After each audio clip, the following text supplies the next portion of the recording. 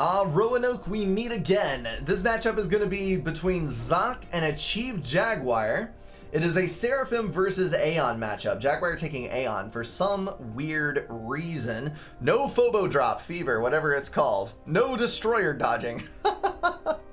So the reason that this is a thing is that the Aeon artillery has the highest DPS of any of the T1 artillery per mass.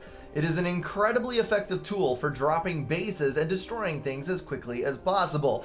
And it is not a pleasant thing to have happen to you. They suck versus units. They cannot do very well because their AoE is so low, but it's like anything else with Aeon. They do incredibly high damage to very precise targets. Okay, let's take a look at these early builds. Zoc is on the north side, Seraphim as aforementioned. He has got first land 10 power generators planned until he deletes his build order and then tries to place once again because he is confused as to what he is doing, and so am I. So probably second air, we can assume that. And on the south side, we've got 7 power generators planned for a Chief Jaguar, who is also, I am sure, going for a second air factory. Roanoke has got no hydros. It has got a fair bit of reclaim. A lot of it's easily accessible through manual reclaim. On your home island, you've got a couple of big rocks that can boost your income up, and then on one of your islands, yes, this one right here, you get a fair bit of reclaim, and then a couple of pebbles on the other side. And then each of these slots is returned. So if you take one chunk, like if you go like this, it is symmetrical with the next chunk, and the next chunk, and the next chunk.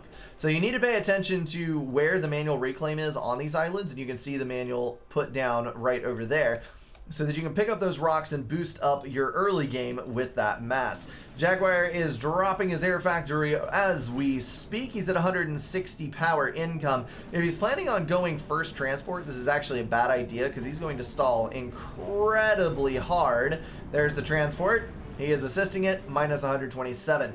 That is the reason that Zoc has 2 extra power generators, 3 extra power generators, to put him up above that income level to where he can build his air factory and then the transport without stalling super hard. He's also sucking up extra mass to balance things out. Jaguar is in a power stall.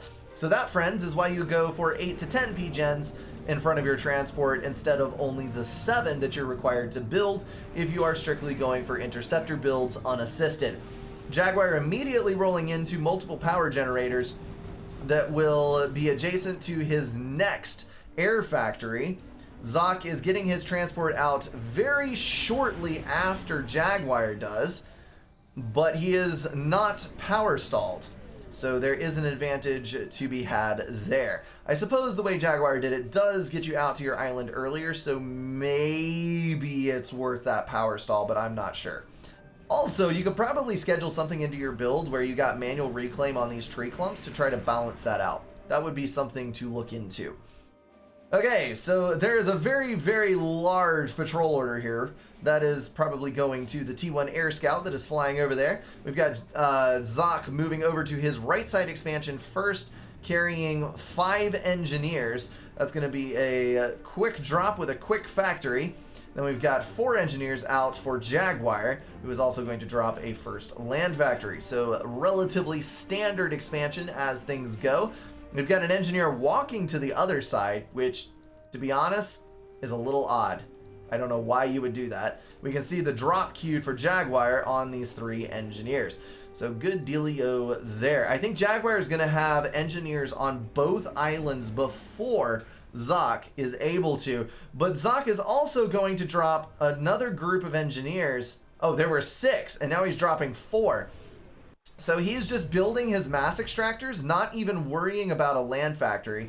He's taking that risk that he'll be able to make it work. So 4 mexes, land factory, radar, remaining mexes, and reclaim.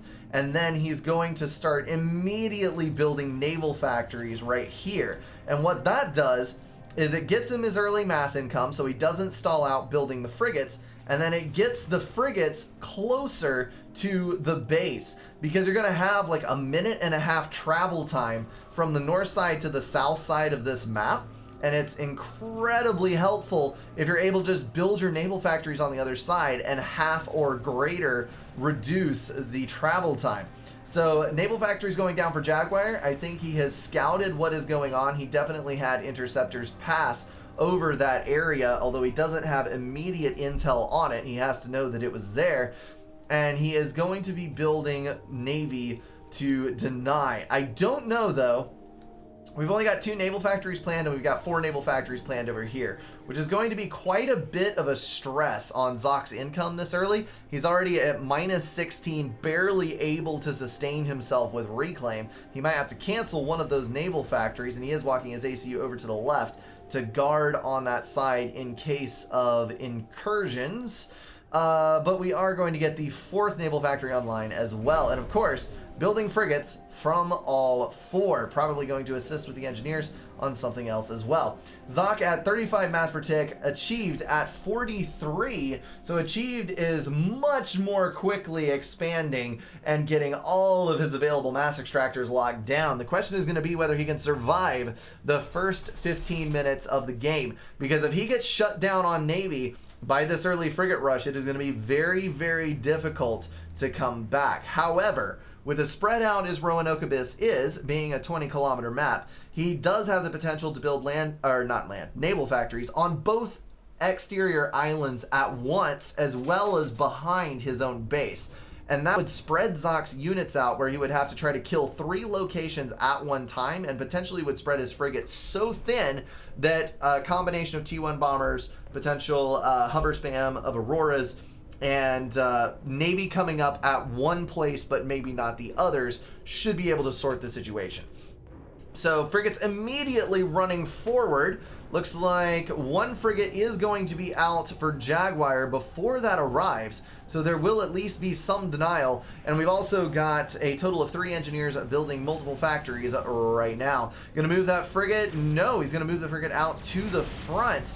I think it would be wise to try and meat shield the frigate behind, or use the factory for a meat shield, move the frigate behind. But Zock is going to immediately assess the situation, run over, kill the build power, and then he might just sit there and do as much damage as he can. More engineers moving over to the right, going to try to drop naval factories out of reach of the radar of this frigate. Let's see what kind of intel they have. Nope, that is actually inside radar range. And now it's not. Frigates are incredibly useful in that regard. You get bunches of free intel. We've now got a total of 6 frigates in the water versus 2, and both of those are at half HP. So Jaguar's got to do something very quickly to recover this situation before it gets out of hand. We've also got 2 naval factories at the home base. Zock producing frigates there as well, and the ACU, as aforementioned, on a trip to the outside island. Looks like we've got no additional land spam, so no hover units planned on this side, but we do have 2 more naval factories going down on the right side expansion. Then I love this. We've got 2 little tanks, brave little tanks, crossing the great waters to go and raid on the island over there. A good journey to you, my friends. And it looks like potentially Zock taking a win on the air. I'm not sure which of these players is better at air micro, but it does look like Jaguar is going to snatch a victory from the jaws of defeat. That was so close, but the superior turn there did it in. We've got T2 Air Factory online now, which is now producing torps. Not a single Swiftwind to Jaguar's name, but that's okay. He just needs to shut down the frigates in order to make this work. 200 HP remaining. Seraphim frigates not as good as Cybern with AA, but they do have AA. And of course, with this few frigates online, you are going to have some issues knocking those torp bombers out of the air in a timely manner. Frigate goes down. On the left, we've got another naval factory build happening, and of course spreading out the naval factories as far as possible in order to prevent them all from dying at once. So we've got naval factories building on the rear, on the front of this island, and then we'll probably see some more building over on this side. Well done, Jaguar, just trying to keep his head above water, kill off as many things as he can before anything critical dies. We've got 7 naval factories on the front for Zoc, plus the 2 in the base for a total of 9. And then we've got 1, 2, 3, 4, 5, 6, 7, 8 in the water for Jaguar. But I think these two are probably in danger of immediate death. Frigate slowly dying to torpedo bombers. The amount of HP on those things is too damn high. But thankfully, they are killable. At least if your torpedoes drop the torps in the water and not on the land. You gotta watch that. You gotta bring your torps in from the north so that they actually do damage. They're losing about half their total DPS. Loads of frigates on the right now, harassing this expansion. They can, of course, kill some of the outside mass extractors, but that is nowhere near as important as killing off all of the build power. Scouts over here for Zoc, letting him know that there are naval factories in the water to the left as well. So he is going to move a group of frigates over that way. We are seeing a critical mass of torpedo bombers build up, though. So this could end incredibly badly for Zoc, as he is not spamming up extra air. I don't really know what's going on with that. He's only building with 3 air factories. He just moved some assistance over there, so probably was a power stall situation. No, he is still full on storage, so maybe just not enough power to do the scale of air spam that he is required to. We've got a T2 factory in the water, which is going to build T2 subs. And those are going to be incredibly effective versus the frigates at this portion of the game. Of course, as soon as destroyers go in the water, you're going to have a little bit more of a problem. And destroyers there will be, because there's the T2 naval factory. But it is going... No, hold on. Cruiser? No, that is destroyer. It is going destroyer first. So that is going to help a little bit with the air game. Ba-dum-bum-bum. Jaguar is losing a pretty good portion of his build power on this side. I don't think that's the end of the world, though. He did get a T2 sub in the water, which will be able to kill off those subs pretty efficiently. And he's got 2 frigates there, which will deal some damage. That one's going to die. And he's got a torpedo bomber over there. I don't know. That T2 HQ is losing HP pretty dang quickly. No, that is a cruiser. Okay. So the cruiser will be able to kill off quite a bit of air. It does have flak. Seraphim cruisers are good because they have their damage split, not quite 50-50. I think more damage is on the direct fire weapon. But they have a direct fire anti-air and a flak anti-air. And that lets them, in groups, kill ludicrous amounts of air. I would say that a single Aeon cruiser is better than a single Seraphim cruiser for just direct air damage. But once you start getting 2 or 3 or 4 cruisers in the same spot, Seraphim stacks so much better. There goes the T2 HQ, just barely. That is a hard loss to take. Only 2 frigates left, though. And both of those are going to die to the subs that are now in pursuit. Jaguar is going to have to rebuild his navy in another location. And we've now got a bit of a bad... This is not good. We've got total of about 10 frigates available, counting some of the ones that are... Nope, there aren't any on the north. So not quite 10 frigates. Then we've got the cruiser. And if this cruiser is able to get in range of any naval factory that is going T2, it will be able to shut down the production at that factory and lock it. So we do have enough torpedo bombers. It takes 5 torps to kill a cruiser in one pass. So you just got to take these, shoot them across the cruiser, you won't vet it, and you'll kill it. The problem with torpedo bombers versus cruisers is that if you don't send 5 at one time, if you send them 1 at a time, the cruiser keeps killing the torpedo bombers. And then it starts vetting. And then it becomes very difficult to kill. But exactly 5 torpedo bombers will almost always kill a cruiser in one pass. It's enough damage unless it has vet. And that's the stack that you need to wait for. We've now got frigates trying to shoot down the torpedo bombers minus their protective cruiser. Looks like Jaguar is going to maintain control of air. Another engagement in his favor versus Zoc. Let's go take a look at the total numbers now. We've got 19 interceptors versus 25 out of fuel and 28 with fuel. We need to start seeing some swift wins, I think. Swift wins are so much better than interceptors mass for mass. Granted, the damage is higher and the HP is higher on the inties. The swift wins are so much more maneuverable, though, that they are able to get in and out and kill threats before the enemy interceptors can even respond.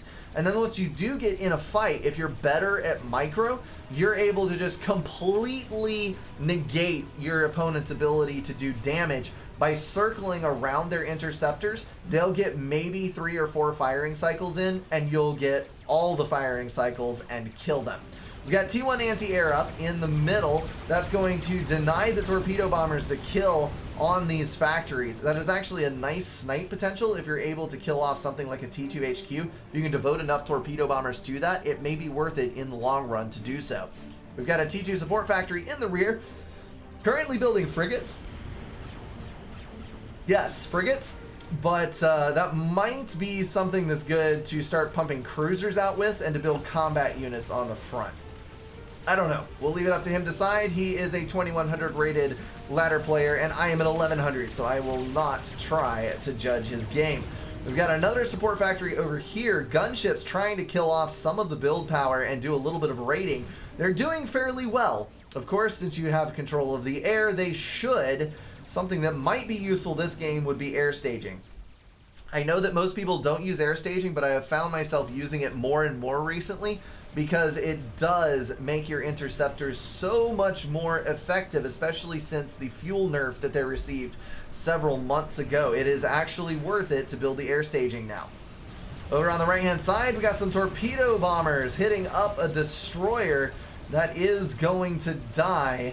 The frigates are going to be able to damage the outside mexes, but not the inside core mexes. The destroyer, however, if you line it up exactly right, where it doesn't get interference from the terrain, then you will be able to hit those mexes. Interceptors hovering over the frigates for maybe a little bit too long. That is a lot of damage to be taking and not a whole lot of reason to be taking it. So many out of fuel. 36 now and 28 fresh. We've got Inties moving in for Zoc. Yet another air engagement attempted, and this is where being out of fuel hurts you badly. Jaguar only has a few interceptors that are able to effectively engage at once. Zoc is going to fall back because even though they're out of fuel, they still have the same damage potential. So if those interceptors do get in range, they will straight up murder the cluster. But that could have gone badly for Jaguar if Zoc had had just a few more interceptors. We've now got full-scale Aeon frigate production online. We've got 7 factories and 2 of those subs back over this way.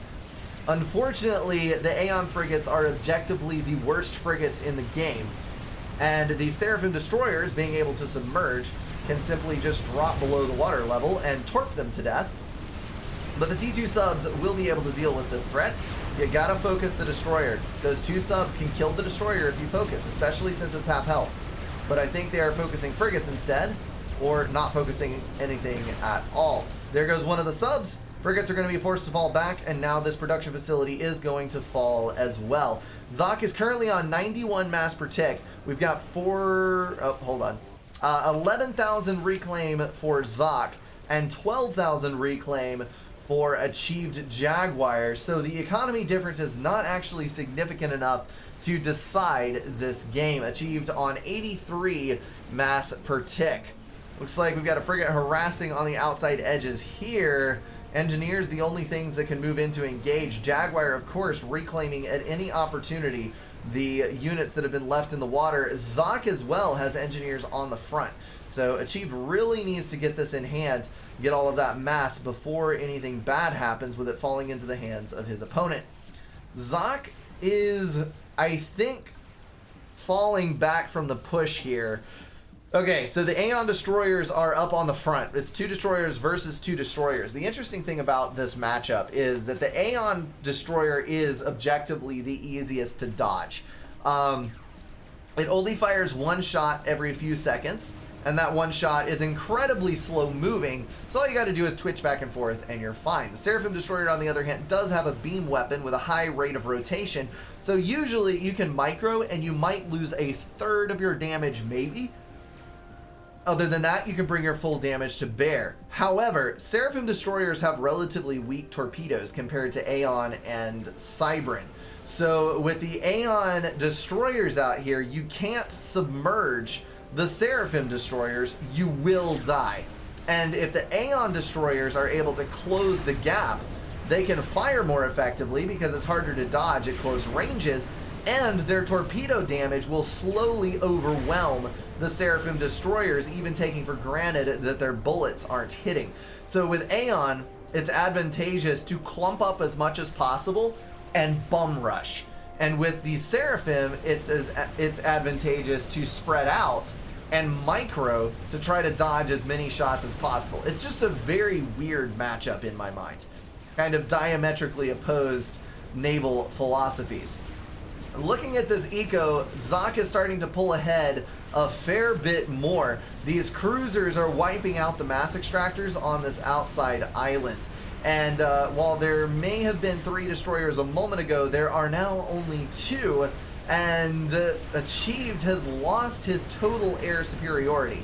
He still does have a lot of interceptors, but quite a few of them are out of fuel, and Zoc has been able to outproduce him over the last couple of minutes. We've got 69 interceptors versus about 50 or 60, excuse me, closer to 60, but again, 17 of those are out of fuel. Directly comparing the close numbers, it is 21 and 13 versus 33 and 23. So I think that Achieved could win this, but not over the cruisers that are right over there. Alright, 2 Aeon Destroyers, one of them nearly dead, and both of them taking some fire from the Seraphim cruisers. You cannot stand still in that case. Aeon Destroyers dying to the beam weapons on the Seraphim. That is so sad to see. As they trade blows, the number of Aeon Destroyers dwindles. One more shot and that will die, but it may... no! The perfect dodge. Post-mortem shot was not able to connect. So an air engagement in the works. We do have a couple of swift winds that I can see that may sway the fight in Achieved Jaguar's favor. He does have 4 of them so far, along with his densely packed interceptors. Even though these are out of fuel, they will still be able to deal damage and might be all that he needs to secure the air win. And in fact, I think that he is going to. That was all of the interceptors. There's only a handful left for Zoc. And we've also got 2, 3, 4 swift winds alive still for Jaguar. Nicely done on that air recovery, and the fight took place away from the cruisers. Could not have gone better for Jaguar. Zoc still has a drastic increase, or a huge advantage in naval numbers. Sometimes I get my words tied here. Brain's starting to get a little tired. 2 destroyers versus 2 destroyers, but we also have the cruisers and the frigates to consider. Frigates coming up in the rear for Jaguar, but we're about to see a factory lock from Zoc. 2 cruisers, one firing here, one firing here, ground fired between the factory and the unit. There it is. You're only damaging the unit, but it's still effective. So you're killing the unit inside the factory. You should be right where my mouse is, right? As close as you can drag the move order without it latching onto the naval factory. Because the AoE will attack both the factory and the unit at the same time, and your opponent is wasting mass, both trying to heal the factory and build the unit inside. Totally shuts down your opponent. We've got 2 destroyers still alive, half health and full health. Half health and full health Seraphim Destroyer on the other side, but the dodge is real. You can see the Aeon Destroyers, there's not really any point in trying to dodge because all you do is decrease your own damage. And then connecting a shot every now and again on the Seraphim Destroyers, but most of the damage is missing. Jaguar throwing out the GG. I don't think that he has any reason to be ashamed of this game. He did exceptionally well at the beginning, going toe-to-toe with Zoc and even outdoing him on total mass production. But as the game wore on, I think some of it had to do with faction differences and some of it had to do with player skill. Obviously, the Seraphim destroyers have an advantage when they are few in number. Once you get up to the higher end of the game where you're engaging with 15 destroyers at a time, I would bet on the Aeon over the Seraphim. But in engagements of, let's say, 10 or less, Seraphim is going to take home a pretty significant advantage. And then the fact that Zoc got the initial rush, which put Jaguar on his back foot, put those two together, and I think it was a very difficult situation to come back from for Jaguar. All right, Destroyer focusing on the Aeon Commander. Soon that thing will go nuclear, although the torpedo bombers are still struggling to keep it alive. Not going to give up. Not going to give up. Wrong map to pick Aeon, Jaguar. I don't think it was, actually. I think that if he had gone maybe heavier swift winds, he had such strong air control for a good portion of that game, and he did a pretty good job using it to his advantage as far as raiding mass extractors and killing things off. I don't know that Aeon is the worst choice, but it definitely is at a disadvantage versus Seraphim. The other thing that they have going for them is the hover tanks, because the Seraphim does have hover artillery, but that is directly countered by the hover tanks. Never gonna give you up, never gonna let you down, until the final torpedo falls, and then you let everyone down with your embrace of the nuclear oblivion. Well played to both these guys. Zoc taking a well-deserved win, and Jaguar, that was a difficult early game, and I think he fought valiantly, but in the end, it didn't even matter. Zoc for the win. Good game, well played. That is going to wrap everything up for this video, guys. If you enjoyed it, feel free to drop a like and share it with someone. If you want to support the channel, catch the streams, or join the Discord, check out the links in the description. Thank you all for being at least partially insane, and I will see you in the next one.